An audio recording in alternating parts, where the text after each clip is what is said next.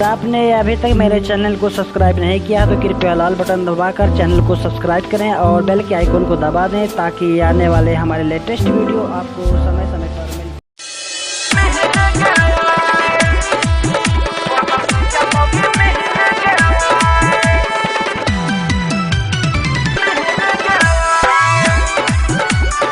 माँ Gayatri recording studio हो पूरे मनस में खुश भलाई अब नसी के मोगी मिल गए। हो पूरे मनस में खुश भलाई भैया हो बनसी के मोगी मिल गए। डूबे जाए उ नहरा हो देखे लड़के मछा मारा हो खबर खुशी के सब कही दलकाय अब नसी के मोगी मिल गए। हो पूरे मनस में खुश भलाई भैया हो बनसी के मोगी मिल गए।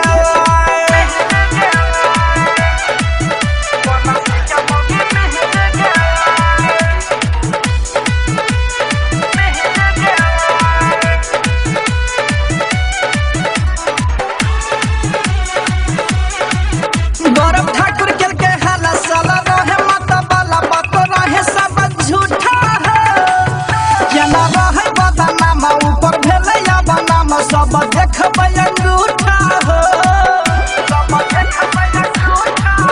गौरव ठाकुर खेल के हाला साला रहे माता बाला बात रहे सब झूठा हो क्या ना रहे बदनाम ऊपर भेले या बनाम सब देखबै अंगूठा हो।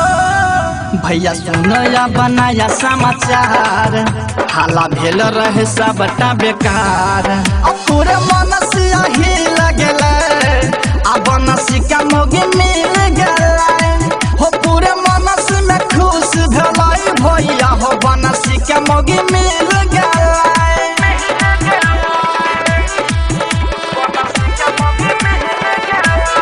अभी आप सुन रहे हैं सावरिया म्यूजिक डीजे मनीष रक्सौल।